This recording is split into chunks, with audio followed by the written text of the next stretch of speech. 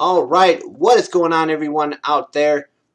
Brian here with another recap video. This one to recap what went down on tonight's episode of Impact Wrestling.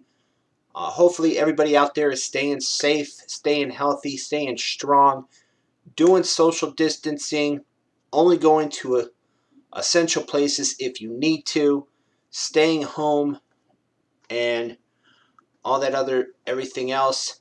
So hopefully everybody out there is staying healthy and staying safe at this time. Getting into this quick recap, we started off with Willie Mack defeating Rhyno Scum. We had a knockout segment featuring the newest Impact knockout, Kylie Ray, who announced last week that she had signed a long-term deal with Impact Wrestling, which I think is a really good signing for them to build up their knockouts division. She would meet Susie, she would meet Gail Kim, and then she would be told by Kiera Hogan that at Rebellion, Kylie Ray will face Kiera Hogan. So obviously they're continuing the road to Rebellion. And I'll get into a piece of information about that in just a few moments of what likely might happen with that, if that event will still happen. Then there would be a match made between Kiera Hogan and Susie during that segment. We saw Chris Bay defeat Daga in a really good X Division match. We had a Taya Johnny Bravo segment where Taya was hitting Bravo with a chair, and he wasn't getting hurt because he was wearing pillows and stuff as protection. Obviously, Taya is getting ready for her Full Metal Mayhem match against Jordan Grace for the Knockouts Championship. This is a rematch. Jordan will be defending the title at Rebellion against Taya in a Full Metal Mayhem. She also talked about comments that Tennille Dashwood made about her last week. Then we had a Triple XL, the Rascals, Falaba, and TJP, and the Deaners segment in the Rascals Clubhouse, which was a real funny segment. I would recommend checking it out because it was kind of funny if you have a sense of humor. Havoc defeated Madison Rain in one-on-one competition. Madison was doing double duty. She had this match, plus she was doing commentary for the with Josh Matthews throughout the show. We had a Ken Shamrock interview where he talked about what happened with Sami Callihan when Sami made his return a few weeks ago and threw a fireball in Ken Shamrock's face. He talked about he gave a medical update, what was going on, why he was missing the last few weeks, how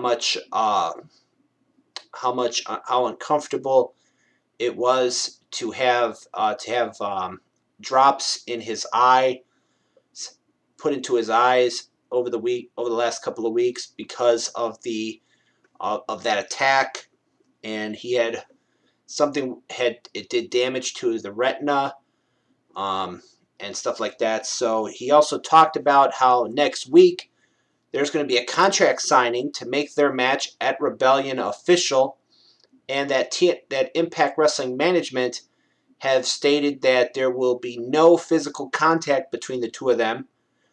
He then would storm off because Sami, up to his old tricks, or his new tricks, I should say, the lights started flickering on and off, and the screen started going like all messed up, and Shamrock went hunting for Sami, saying he knew who was doing that.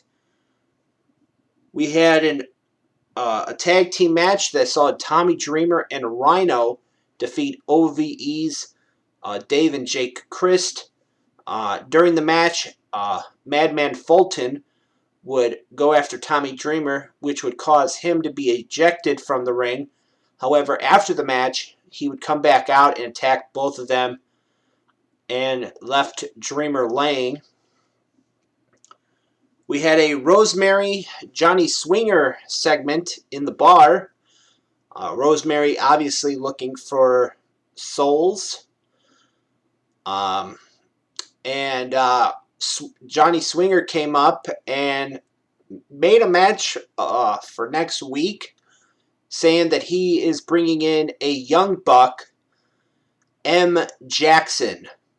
Now, obviously, this is not Matt Jackson. This will probably be somebody else that has M at the beginning of their name and their last name is Jackson. But I found it kind of funny with this reference of the Young Bucks because it was in Atlanta. And I know that, and all this other, they were in Atlanta for this episode and, everything that's been, but it was funny. I'm not going to even go into detail. It was funny. And it was a reference to make people think, oh, is he bringing M. Jackson, one of the Young Bucks, to next week? So we'll have to wait and see what happens there next week. Kiera Hogan defeated Susie. So obviously building momentum for herself heading into her big match coming up at Rebellion against Kylie Ray. We heard from Tennille Dashwood, who said that next week she spoke with Impact Management and that next week she's going to have a one-on-one match with Taya Valkyrie. So that's a huge match for next week. They then ran down some of the matches that are going to be happening at Rebellion, like the main event, Tessa Blanchard, Michael Elgin, and Eddie Edwards for the Impact World title. Taya and Jordan Grace for the Knockouts Championship, Full Metal Mayhem. Kylie Ray and Kiera Hogan, Sami Callihan and Ken Shamrock. Then in the main event, it was the North retaining their tag team championships against Impact World Champion Tessa Blanchard and Eddie Edwards. This is because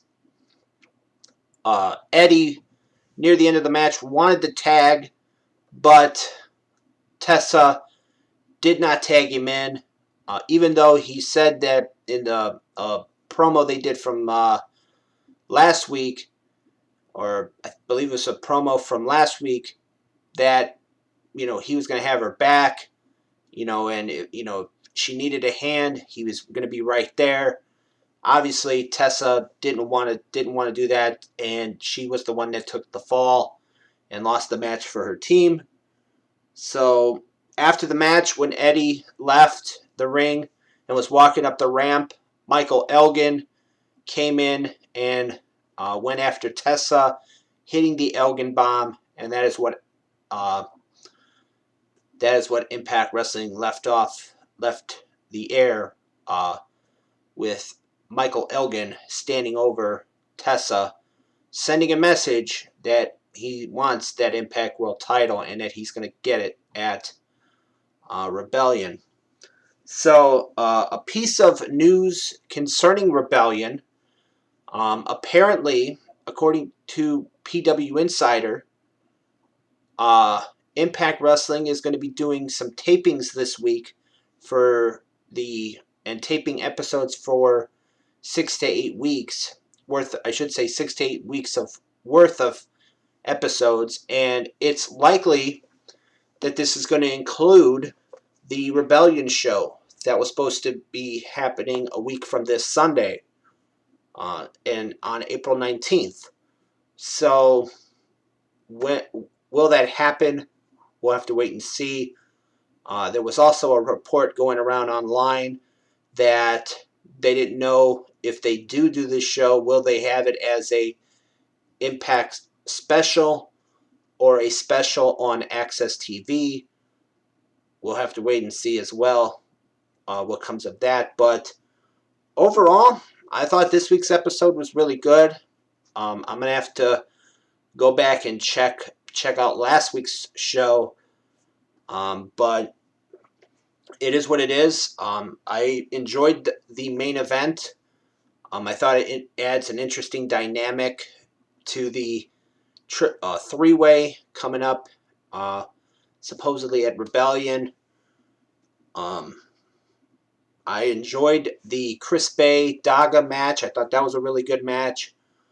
Really kind of curious what they're going to do with next week as far as Johnny Swinger versus M. Jackson, what that's going to be about.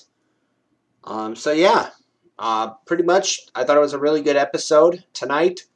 So with that being said, this has been my recap of what happened on Impact Wrestling tonight. As always, I am Brian, and thank you for watching.